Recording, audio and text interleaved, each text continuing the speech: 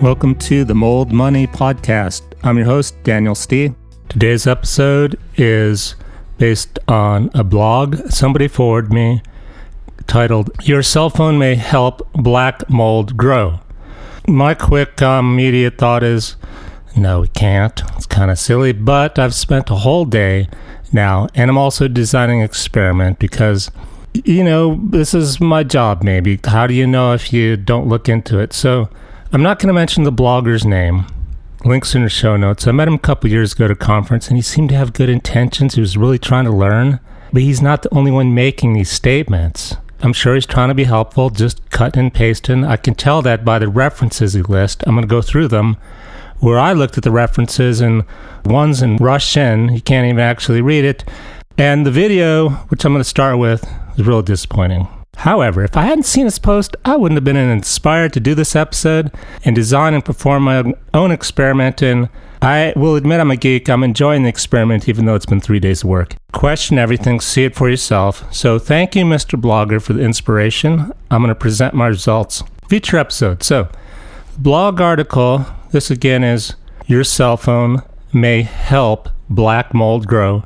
It says, watch this video by Dr. Klinghardt. People have told me for a while, you need to, Klinghardt this, Klinghardt that, like some genius. I'm staggered by, when I watch this video, how unscientific, making statements for which there's no data. Unless someone could show me otherwise, he's making this stuff up. It's kind of impossible, from what I can tell, to actually do what he'd need to do to prove what he's saying. So the blog says, Dr. Klinghardt performed a mold plate experiment. First of all, he did not. His colleague did, which compared a mold plate shielded from electromagnetic fields, which it wasn't exactly. There was a cloth made with the shielding fabric, the silver fabric, draped over the plates, not the bottom. And that's not an actual Faraday cage, as he said in the video, because as I talk with a guest on my Daniel Stee podcast, my other podcast, a company called Silver Scrubs, fabrics, shirts you can wear, hats that look cool and shield you. We talked about this. That cloth is like your microwave oven. You can look through the door and see your food. Microwaves can't get out because it depends on the size of the screen hole. The wave can't make it out because it's too big. And he said he compared that to another unprotected mold plate exposed to magnetic fields, and unprotected showed a drastic increase in the number of spores produced. I watched this video. I only get to stuff because I've done this for 20 years.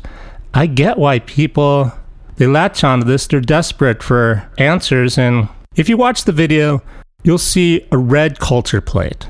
Either it's taken out of context, that's stock video and not his actual experiment, or it's like the blogger references. They point to a lot of yeast study. Yeast. It's not the Stachybotrys black mold. It's not aspergillus. It's a yeast or bacteria.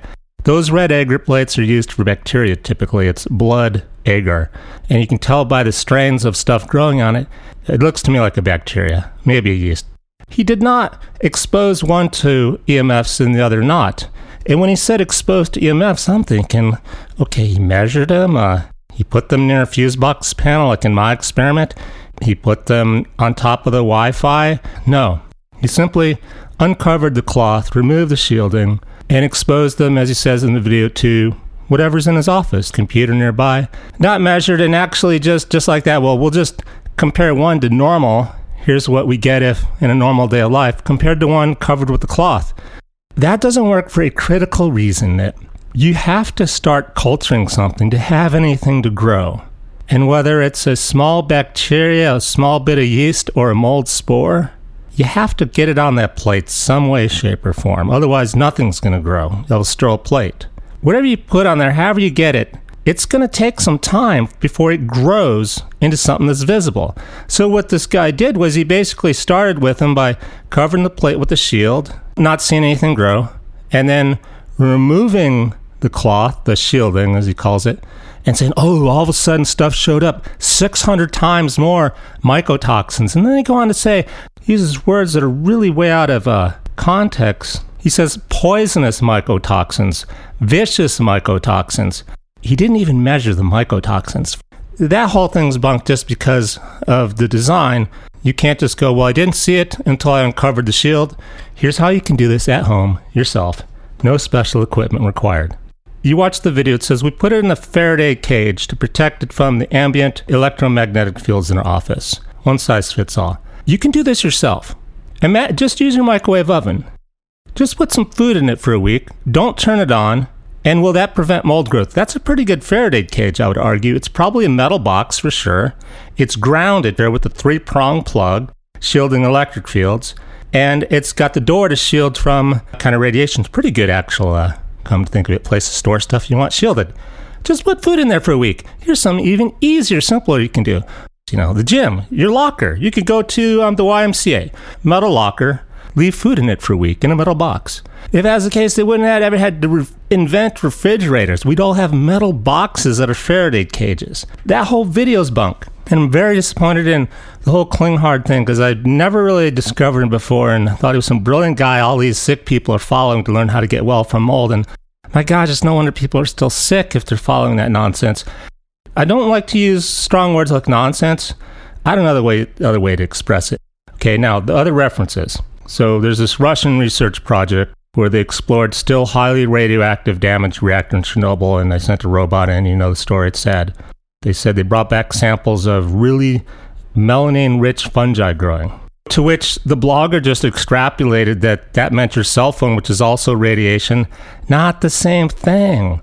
These keywords are radiation EMFs. An EMF can be anything. Electric, magnetic, AC, DC. It could be sunlight, visible light's an electromagnetic field. In this case, it's literally radiation. It's something literally radioactive. It's only available in Russian, so I wonder if blogger even read it. Also, here's where people that did read it, myself included. Okay, let me break down the words. This is very complex. It says effective electromagnetic radiation on growth characteristics of the strain of yeast, reliable increase of growth rate and change of duration of growth phases as a result of irradiation of yeast production. Can't figure this out. It's because they're Russians. The translation doesn't go good. So again, you read that and I can't blame you if you're like, you know what, awesome study. Sounds complex to me. I believe it just because the title of the blog says your cell phone may help black mold grow. Moving on, nobody's perfect. Let me go to the next study, which says the next link in the blog, quote, literally says a completely different study shows a similar relationship between this strain, which by the way is a strain of yeast. It's not even mold. Biological effects induced by non-thermal levels of non-ionizing electromagnetic radiation in the 200 to 350 gigahertz frequency range at low power density to observe possible non-thermal effects. See what I'm saying is you're starting to think there must be some really serious stuff behind it. Exposure was conducted over 2.5 hours. Okay, it's a yeast. Yeast bud pretty fast. Mold does not grow in 2.5 hours to where it's visible. So it's not even relevant. It's interesting, maybe.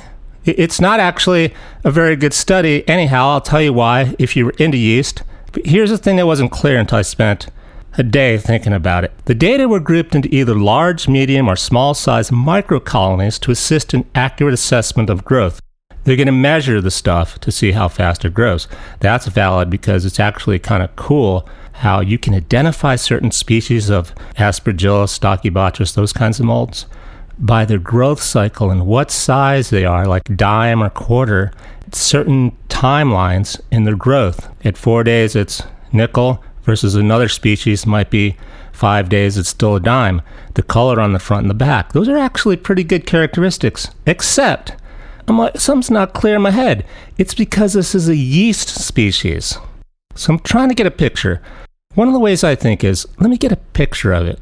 Before I can express it in words, think about it.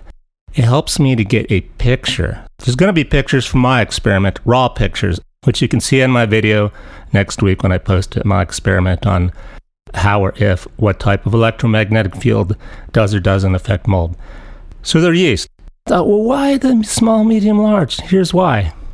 Unlike in my experiment where I captured some air, took what was floating around the air, this mold spores, injected them onto a plate using an Anderson device. They couldn't really do that with the yeast. Isolate a single yeast. That's what they would have had to have done. So what they probably did, and here's what happens in all these experiments you do for mold, you get some yeast growing. Technically, yeast are fungi, but you really don't pay attention to them unless... I did do an assessment for a house once, and it was all yeast in there because there was a flood, power shut off, and it was in winter, so ironically, it was an icebox, and the only thing that grew was yeast. It overgrew the plates because no other mold could grow. Most of the time, most houses, I kind of don't like it. It's a distraction, and that growth has taken up room on the plate for other molds to grow. When it grows, it buds, so it's kind of random haphazard, and so that's what's happening. They're going, okay, let's grow some yeast first, and then we'll quantify, oh, that's a large, small, big colony. Now let's expose it to something and see how the growth rate changes. The trouble with that confounds the experiment because this is like assuming that no matter what size you start with, it continues to grow at a linear rate. That would be like, let's mix some children with some adult humans, expose them to EMFs, and see the effect. Well, the kids are going to be more affected. Why? Because they're early in their growth cycle, and it's not a linear growth rate. I found other holes in it too, I won't bore you with. Oh, I would have liked to have read the whole study. It cost $152 to buy. I'm the kind of type who, when I do this, I do it right. When people go, how do you know? It was $152 to buy. Okay, tempting. And then I saw it was be physically mailed to you. You can't download it. Maybe that's because this study was published in 2002. I'm not going to go on with all this stuff because the more I read and try to look at these references, the more holes I find. I reached out to the blogger, asked them if they could send me them. I haven't got a response. Maybe they didn't get my email.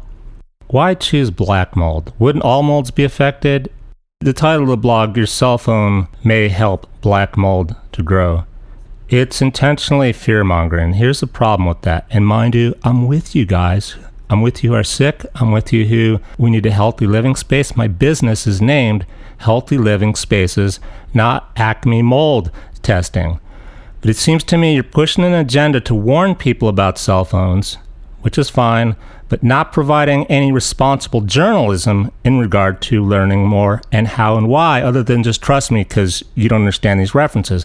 The trouble with that is there are people who are going to spend the time and they're going to see that it's junk. Sorry to use that word. I don't think I've ever used that in the podcast before.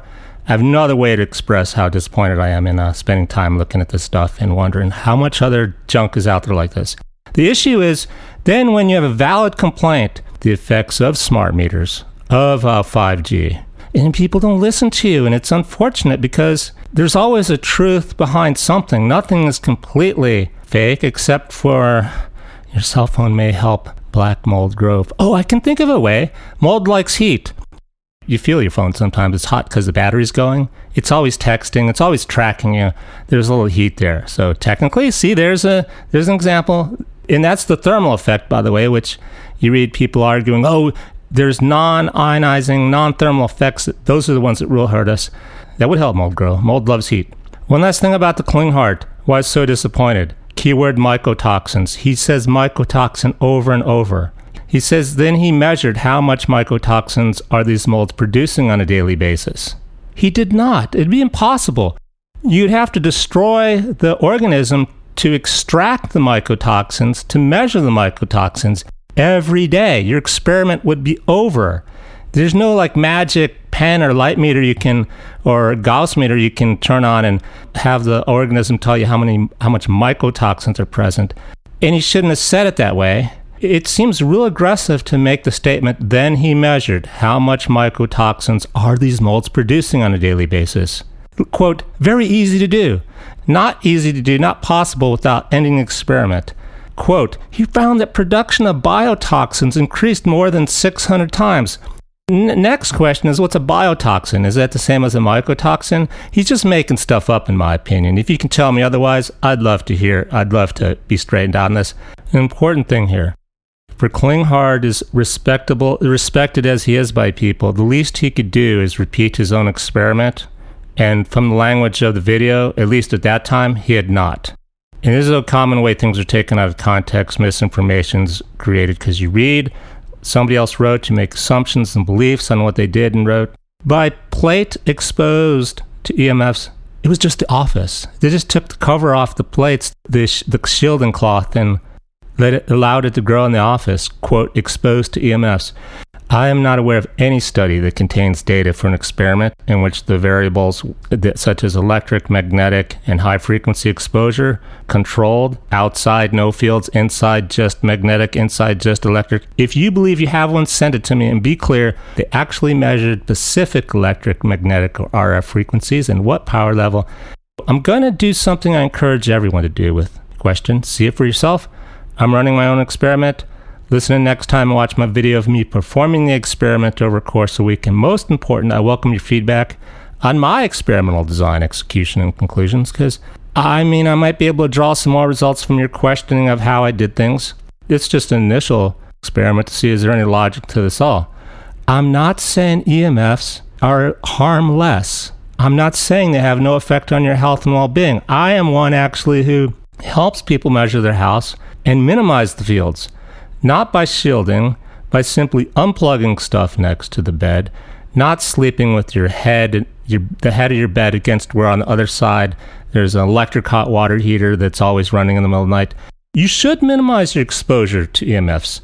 In the simplest, most practical way, unplug everything next to the bed. Just trust me, save your time on the meters, get a battery-operated alarm clock, leave your phone on the other side of the room, and you do this at night because in the daytime, it is difficult to minimize your exposure. And at night, it's time to rest, rejuvenate, have some good dreams, get some good sleep. All this can be found and more on my website, Daniel Stih, S-T-I-H. Also, all the links to the blog post, references to it are in the show notes. Till next time, thanks for listening. I'm Daniel Stih.